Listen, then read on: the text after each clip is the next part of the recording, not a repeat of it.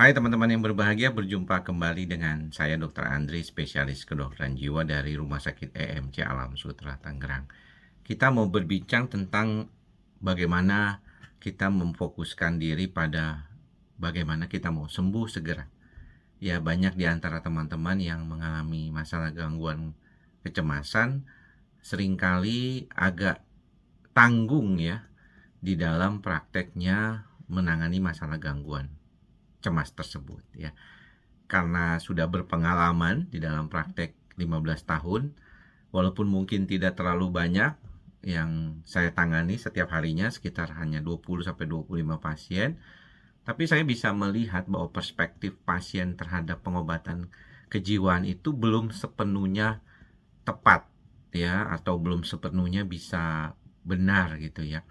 Karena banyak diantaranya masih mengira bahwa kondisi yang berkaitan dengan gangguan kejiwaan ini adalah gangguan yang sifatnya non medis gitu ya. Pertama, yang kedua, seringkali juga dikaitkan dengan kemampuan untuk sembuh dari segala penyakitnya. Jadi masih banyak diantaranya oke, dia menganggap bahwa kondisi gangguan jiwa itu gangguan medis, tapi dikiranya itu kayak penyakit yang berkaitan dengan gangguan infeksi bakteri atau virus gitu ya, dimana ada masa sembuhnya dalam waktu singkat gitu, sekitar 5 sampai 2 minggu gitu ya. Jadi itu tidak mau gitu ya. Sebenarnya ini mengingatkan saya pada penyakit TBC, dimana penyakit TBC itu kan penyakit yang kronis, yang mana makan obatnya itu cukup lama ya, sampai 6 bulanan, bahkan ada yang 9 bulan dan 1 tahun. Dan kalau dilihat dari pengobatan itu, biasanya mereka tahu bahwa gangguan yang berkaitan dengan kemampuan untuk sembuh dari TBC itu dilihat dari saat dia makan obat pertama kali sampai 1 bulan pertama. Banyak di antara teman-teman yang penyakit TBC itu akhirnya berhenti setelah pengobatan 1 bulan. Mengapa? Karena merasa dirinya sudah sembuh ya, padahal kumannya itu, bakterinya itu dorman atau tidur saja. Nah, itulah yang menyebabkan terjadinya resistensi dari antibiotik terhadap kuman tersebut. Nah, bagaimana dengan gangguan jiwa seperti depresi cemas? Apakah demikian? Pada beberapa kasus bisa demikian. Artinya, ketika si pasien itu sembuh dari kondisi gangguan kejiwaan di tahapan pertamanya, kemudian dia setelah gejalanya berkurang, dia lepas obatnya. Dan setelah lepas obatnya itu, dia tidak minum obat lagi, kembali lagi gejalanya setelah itu, sekitar 3 bulan sampai 6 bulan setelahnya, dan akhirnya makan obat lagi. Jadi dia nggak bisa fokus gitu ya, dari awal tuh mencoba untuk mengatasi dan cukup lama makan obatnya.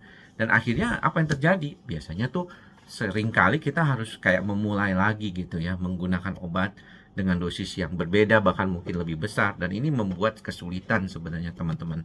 Nah, maka daripada itu, saya selalu pesan tuh, kalau buat teman-teman yang saat ini sedang menjalani pengobatan, sebaiknya tetap teguh ya dalam mengatasi pengobatan itu dan bisa tuntas gitu. Nah, beberapa di antara teman-teman tuh ketemu dokter yang bilangnya makan obat harus lebih lama, atau ada yang cuma 3 bulan doang.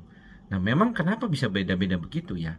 Sebenarnya kalau kita bicara tentang pengobatan ya, rata-rata obat itu diuji coba oleh dokter penelitinya kepada manusia itu 24 minggu ya, dimana di dalam prakteknya kita temukan bahwa ketika pemberian obat pada penelitian itu diberikan pada responden, dalam hal ini adalah orang yang mengalami gangguan depresi, itu kemudian dia mengalami perbaikan di 2 minggu pertama. Misalnya ada penelitian misalnya di dalam 2 minggu atau 4 minggu pertama. Setelah itu obat itu dipertahankan sampai 24 minggu, dan sebagian penelitian ya pada obat itu menyatakan bahwa ternyata dibandingkan dengan placebo atau obat yang tidak ada isinya tapi diberikan sama-sama kepada pasien depresi, ternyata obat tersebut mampu mempertahankan perbaikan atau mencegah terjadinya kekambuhan dalam rentang 6 bulan tersebut. Nah, setelah 6 bulan atau 24 minggu, itu apa yang dilakukan? Ya, pengobatan sudah dianggap selesai. Jadi dia sudah tidak lagi perlu pengobatan, atau sebenarnya dia masih pengobatan tapi udah nggak dicatat sama si peneliti itu, karena peneliti itu kan harus segera menyelesaikan paper ya, harus menyimpulkan penelitiannya ya. Ya udah dia ambil waktu 6 bulan itu.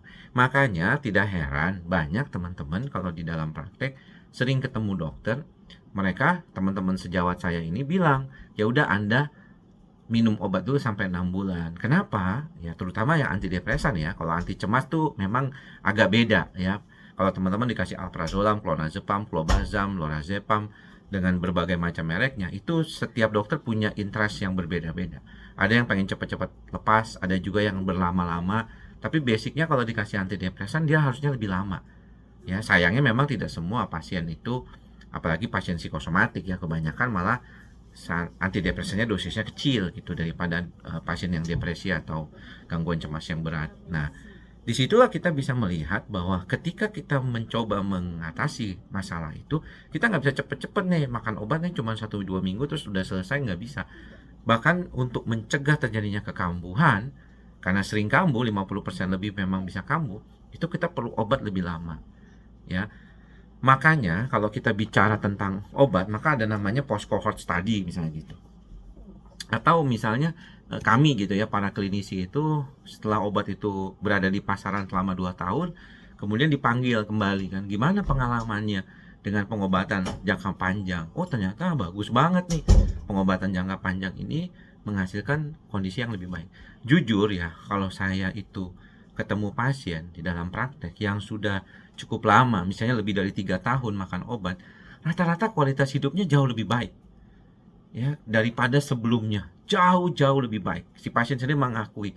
Itulah mengapa mereka tidak mau melepaskan obat sebenarnya untuk antidepresan ya, misalnya golongan escitalopram, sertraline gitu ya, atau golongan yang lebih baru vortioxetine gitu ya, karena mendapatkan manfaat dari pengobatan tersebut ya. Walaupun orang sulit menerima, mungkin juga teman-teman dokter juga banyak yang ragu-ragu gitu ya, masa iya sih pasien harus makan obat selama itu gitu, apa betul ya. Sebenarnya sih kalau kita bicara tentang faktor penyebabnya ya, kan penyebabnya memang salah satunya adalah faktor genetik ya, bawaan dari orang tersebut. Jadi memang dia butuh pengobatan gitu. Kayak orang hipertensi, kita udah coba nih diet, kita udah coba kurangin garam, kita udah coba olahraga, kita udah coba turunin berat badan, tetap aja dia hipertensi. Ya udah dia harus makan obat daripada ginjalnya rusak, daripada dia tidak bisa berfungsi dengan baik gitu ke depannya. Jadi hal-hal seperti ini mungkin perlu dipelajari ya, perlu diingat. Jadi teman-teman tuh jangan cuma sepotong-sepotong gitu. Terkadang kan dapat dengar dari tetangga yang bukan dokter bilang katanya obatnya bisa bikin sakit ginjal lah, obatnya bisa bikin sakit hati lah, obatnya bisa bikin eh, hal-hal tertentu lah gitu ya, yang nggak jelas gitu. Jadi mendapatkan informasinya bukan dari orang yang kompeten, tapi orang yang nggak kompeten, tapi udah didengar. Kenapa? Karena pikiran kita memang pengen seperti yang orang pengen bilang itu gitu. Jadi ya cuma nyamain frekuensi doang dan akhirnya jadi itu. Itulah sebenarnya kenapa saya bicara tentang ini, karena kita tahu bahwa dengan perkembangan teknologi informasi kedokteran, kita tahu bahwa problem yang berkaitan dengan depresi itu memang ada di sistem saraf pusat gitu ya. Nggak semuanya, bahkan ada beberapa orang yang komentar gitu ya, dia bilang enggak itu teori serotonin tuh salah, teori monoamin tuh nggak bener, depresi bukan disebabkan oleh itu gitu. Saya pikir kalau dia ada bukti oke lah, tapi kan kita tahu bahwa nggak begitu kenyataannya, dia sendiri nggak ada bukti gitu. Nah kalau misalnya ada tuh dok video dokter yang mengatakan demikian, coba baca baik-baik, dengar baik-baik deh video tersebut ya. Dia bilang bahwa dia tidak mengetahui pasti. Ya memang nggak, pengetahuannya nggak pasti. Dan tidak semua juga orang itu baik loh dengan penggunaan obat antidepresan SSRI. Ada yang lebih baik dengan antidopamin ya, dengan dopamin stabilizer. Ada yang lebih cocok pakai mood stabilizer seperti kayak valproate acid atau lithium. Atau ada juga yang lebih cocok pakai glutamat misalnya, yang sekarang lagi diteliti juga. Itu semua nggak gampang gitu. Bahkan kalau kita bicara tentang pengobatan untuk jangka panjang, mungkin juga jadi lebih tricky lagi, lebih sulit lagi. Tapi saya merasa dalam perkembangan sebagai seorang dokter yang kecimpung di bidang ini, saya rasa pengobatan ya, dan saya pikirkan setelah itu saya jawantakan di dalam praktek, banyak membantu ya, lebih banyak membantu daripada hipnoterapi, psikoterapi. Karena apa? Karena banyak di antara pasien-pasien yang punya mindset salah juga ketika melakukan hipnoterapi atau psikoterapi. Karena semuanya rasanya kepengen cepet. Nggak ada yang bisa cepet, nggak ada yang bisa instan. Ya, mudah-mudahan bermanfaat. Sampai ketemu lagi di lain kesempatan. Jangan lupa mantra kita bersama. Walaupun kita makan obat, tetap ikhlas, sabar, dan sadarnya dijalankan dengan baik. Sampai bertemu lagi di lain kesempatan. Semoga semua makhluk berbahagia. Salam sehat jiwa. Bye-bye.